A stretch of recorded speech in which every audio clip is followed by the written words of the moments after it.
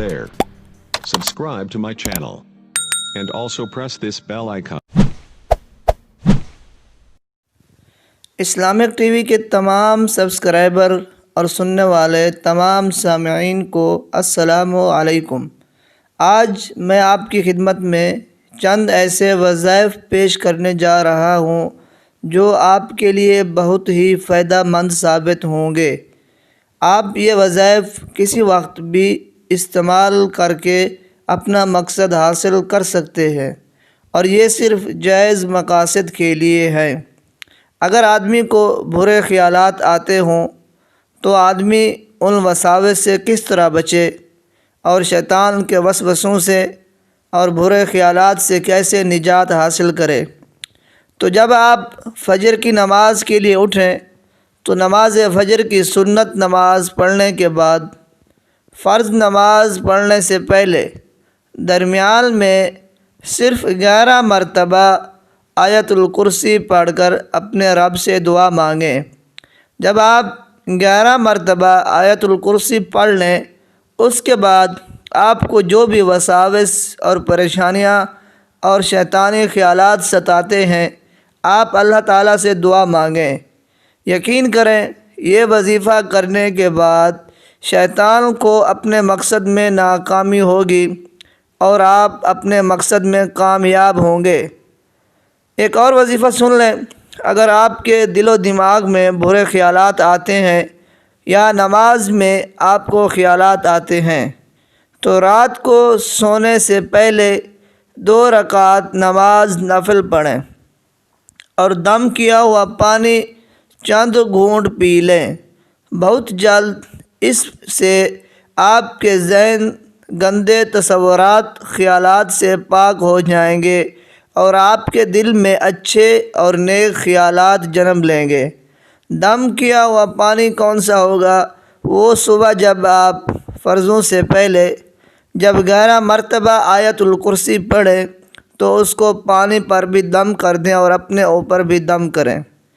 آج کا دوسرا وظیفہ کہ اگر آپ کا کوئی کام اٹکا ہوا ہے یا آپ کی کوئی حاجت پوری نہیں ہو رہی یا آپ کو ملازمت نہیں مل رہی، رشتے میں پریشانی ہے یا کوئی بھی مقصد کوئی بھی کام آپ کا اٹکا ہوا ہے، تو آپ یہ وظیفہ کریں، انشاءاللہ آپ کی وہ پریشانی ختم ہو جائے گی۔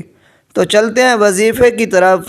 اس کے لیے آپ ایسا کریں کہ آپ 4 رکعت نماز نفل کی نیت کریں ایک سلام سے، یعنی 2 رکعت نفل نہیں بلکہ 4 رکعت نفل پڑھیں گے، جس طرح ہم 4 رکعت نماز فرض پڑھتے ہیں یا جس طرح ہم 4 رکعت نماز سنت ادا کرتے ہیں۔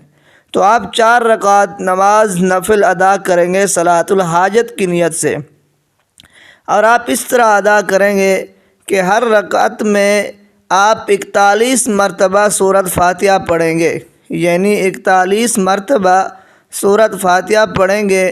سورۃ فاتحہ کے بعد آپ نے آیت الکرسی ملانی ہے، تو 41 مرتبہ سورۃ فاتحہ پڑھنے کے بعد 1 مرتبہ آیت الکرسی پڑھیں، پھر رکوع میں چلے جائیں۔ اسی طرح دوسری رکعت بھی، تیسری رکعت بھی، چوتھی رکعت بھی آپ نے اسی طرح کرنی ہے۔ چوتھی رکعت کے بعد جب آپ سلام پھیریں تو سلام کے بعد آپ نے اپنا دایاں رخسار زمین پر رکھ کر 41 مرتبہ یا حی یا قیوم پڑھنا ہے۔ 41 مرتبہ یا حی یا قیوم پڑھنے کے بعد پھر اپنا بایاں رخسار زمین پر رکھیں گے اور پھر 41 مرتبہ یا حی یا قیوم پڑھنا ہے، اور پھر پڑھ کر اپنی پیشانی آپ زمین پر رکھ دیں گے، اور جس طرح انسان سجدہ کرتا ہے۔ اس کے بعد آپ اسی حالت میں جس مقصد کے لیے آپ نے نماز ادا کی ہے اس کے لیے دعا کریں گے۔ یقین کریں کہ اس کی برکت سے اللہ تعالیٰ آپ کے اس مقصد کو ضرور پورا کرے گا۔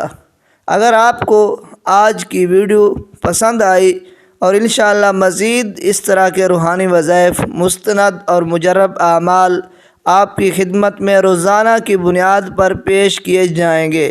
اگر آپ کو یہ ویڈیو اچھی لگی تو چینل کو سبسکرائب کر دیں اور اس ویڈیو کو شیئر کر دیں، ہو سکتا ہے کہ کسی مسلمان کا بھلا ہو جائے۔